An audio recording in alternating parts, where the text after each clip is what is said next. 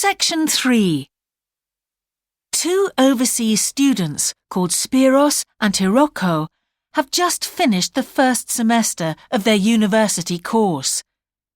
They are discussing with their English language teacher how they coped with the course. First, you have some time to look at questions 21 to 25.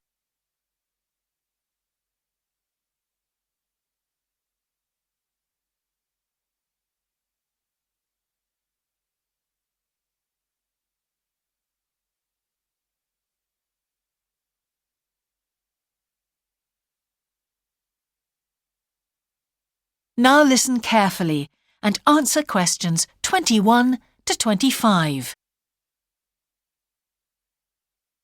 Before we start, Spiros and Hiroko, thanks for coming in today to talk about your recent study experiences, and congratulations to you both in doing so well in your first semester exams. Thank you. I'd like to discuss with you the value of the English for Academic Purposes course you did here last year before starting your university course. Spiros, if I could start with you, what parts of the program have now proved to be particularly valuable to you? I think that having to do a seminar presentation really helped me. For example, a couple of weeks ago in our marketing subject, when it was my turn to give a presentation, I felt quite confident. Of course, I was still nervous, but because I had done one before, I knew what to expect. Also, I know I was well prepared, and I had practiced my timing. In fact, I think that in relation to some of the other people in my group, I did quite a good job, because my overall style was quite professional. What about you, Hiroko? That's interesting. In my group, I was really surprised by the way the students did their presentations. They just read their notes aloud. Can you believe that? They didn't worry about their presentation style or keeping eye contact with their audience. And I remember that these things were really stressed to us in the course here. So, how did you approach your presentation, Hiroko? Well, to speak frankly, I read my notes too. At the time, it was a relief to do it this way, but actually when I had finished, I didn't feel any real sense of satisfaction.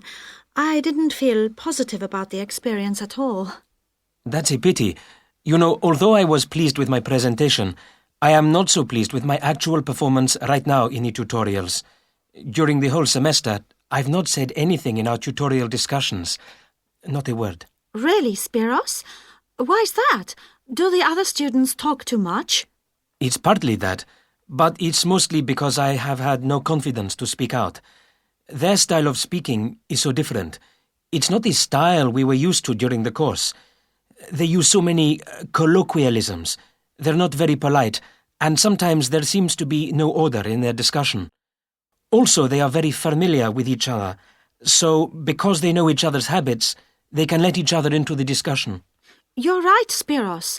I've experienced that too. Before you hear the rest of the conversation, you have some time to look at questions 26 to 30.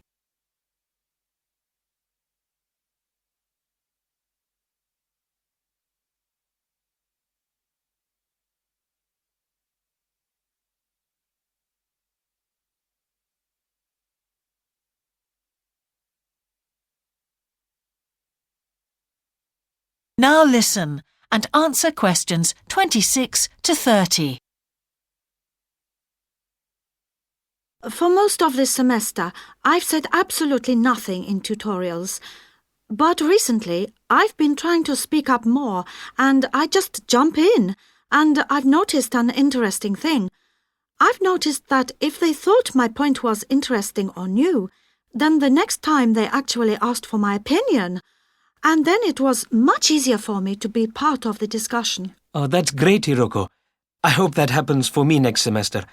I'll have to work hard to find some interesting points. What helped you to find these ideas? I think that one thing that helped me with this was the reading. I've had to do so much reading this semester just to help me make sense of the lectures. At first, I couldn't understand what the lectures were talking about, so I had to turn to the books and journals. Every night I read for hours, using the lists of references that were given, and I made pages of notes. At breakfast, I read and read my notes again. This habit has helped me to follow the ideas in the lectures, and it's also given me some ideas to use in the tutorials. But I did so much reading anyway. I don't think there's any time left over for anything extra. My reading speed is still quite slow, though I'm much better at dealing with vocabulary than I used to be. What else do you think we could add to the course program to help with this reading problem? There's not really anything because it's my problem.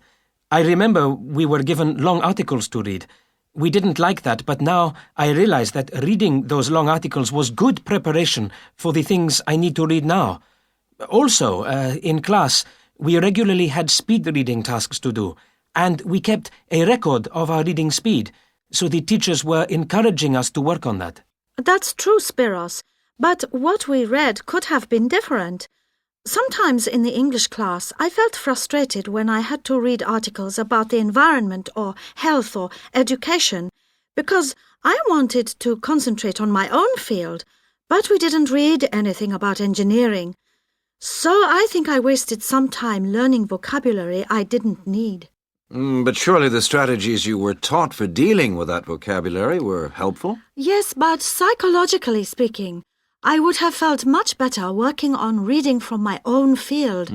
What do you think, Spiros? Oh, I agree. That would have helped my confidence too, and I would have been more motivated. It was good, though, that we could work on our own topics when we wrote the research assignments. Okay, let's move on to writing now. That is the end of section 3. You now have half a minute to check your answers.